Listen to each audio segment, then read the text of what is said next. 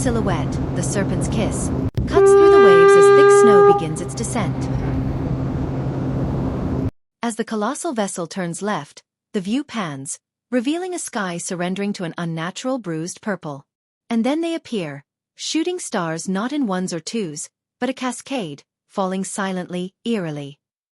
At the railing, Felicia, 20 years old, beauty marked by intelligent eyes, now wide with a mixture of awe and a dawning unease. Wind whips her dark hair, snow clinging like tiny diamonds.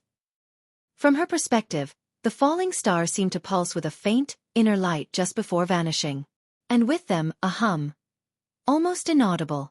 A hum, perhaps, only she can perceive. On the bridge, tension. Captain Valerius, stern and weathered, barks orders. The crew moves with grim efficiency. Radar screens track multiple anomalies, mirroring the celestial rain. Later, in the confines of her cabin, sleep evades Felicia. A worn notebook becomes her confidant, her hand sketching furiously. Patterns, symbols, visions felt, more than seen. The symbols she draws are intricate, almost alien. Yet, a disturbing familiarity tugs at her memory. One, prominent and recurring, a coiled serpent. The ship groans under the storm's assault. Restless, Felicia walks the narrow, dimly lit corridors. From a cabin marked restricted, hushed, urgent voices seep out. A sliver of light, a stolen glance. Dr. Eris Thorne, impeccably dressed, his eyes like chips of ice, addresses two burly security guards. His words, cold and precise, ensure the asset remains cooperative. The primary specimens are expected soon. Beyond Thorne, a sterile lab. Strange, gleaming equipment. Containment units. And on a central table, a jagged obsidian-like rock, pulsing with that same faint, inner light. Felicia recoils. Asset. Specimens. The hum from the rock resonates deep within her, a sharp, sudden pain lancing behind her eyes. The pieces, dark and terrifying, begin to connect. Dawn brings no relief, only a raging storm. In her cabin, a frantic energy. Felicia packs a small bag. She knows with chilling certainty, she's in profound danger. Serpent's kiss. The coiled serpent. It's all a trap. The deck is a treacherous landscape of ice and wind. Lifeboats seem miles away. And between them, the dark figures of patrolling guards, their presence a silent threat against the gray, snowy maelstrom.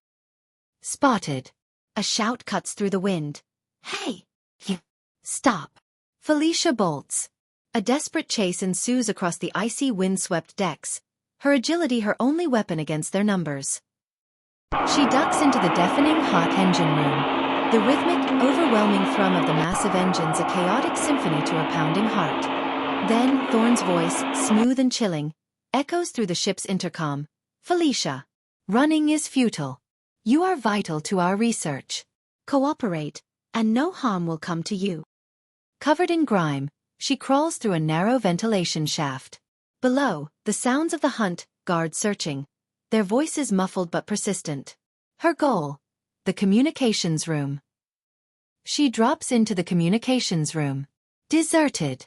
Frantically, she works the radio. Static. Only static. Then, the door bursts open. A guard. Adrenaline floods her. A heavy wrench becomes a weapon. She swings, a desperate, clumsy blow. It connects. The guard roars. She shoves past, fleeing once more. Outside, the Serpent's kiss navigates a field of small icebergs. And then impact.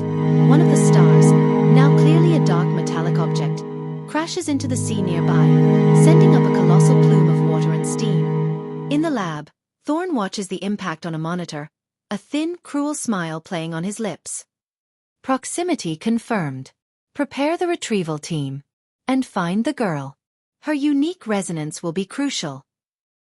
Hiding in a storage hold, Felicia stumbles upon a crate.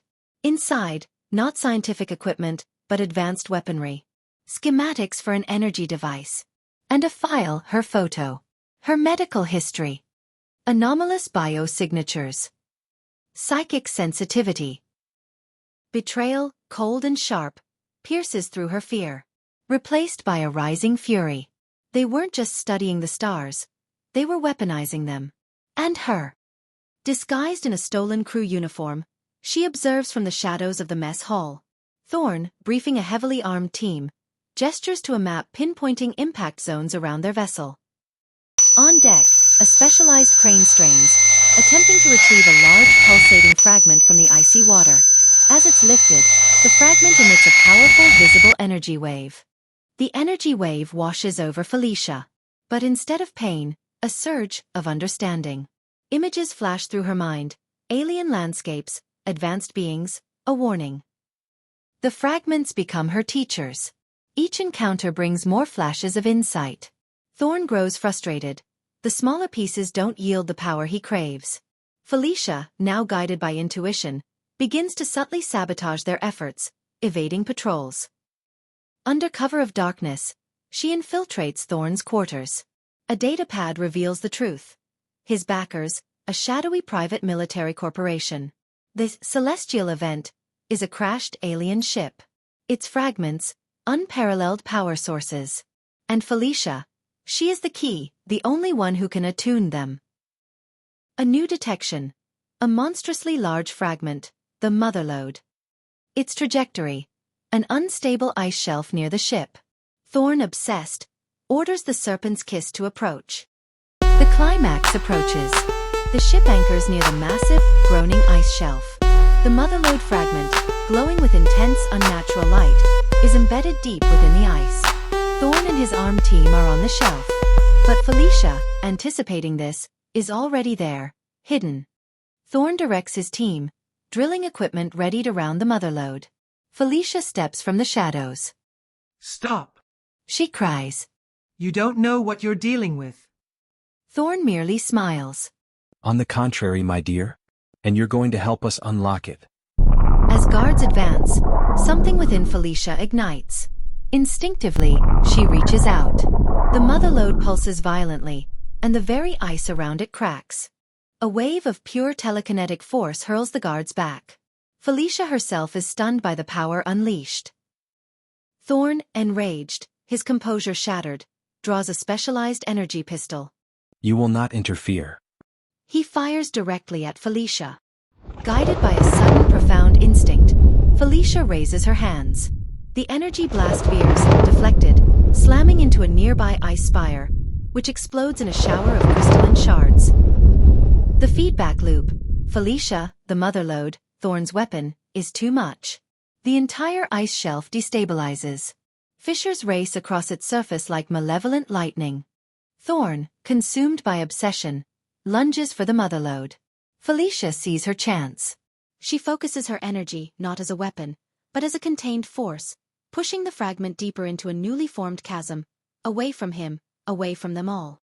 The ice shelf disintegrates into chaos. Thorne and his men are swallowed by the churning icy water, crushed by the rising ice. The Serpent's kiss is battered, alarms blaring. Amidst the maelstrom, Felicia leaps across breaking ice floes. Her newfound agility and preternatural senses her only guides. She reaches it. An emergency raft, miraculously intact, shaken loose from the dying ship. Dawn.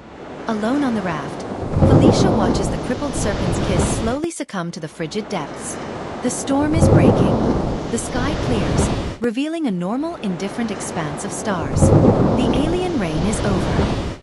Exhausted, cold, but undeniably alive. A single tear traces a path through the grime on her cheek. She looks up, no longer just a victim, but a survivor. One who has touched something beyond human understanding, and lived. The hum is gone. For now.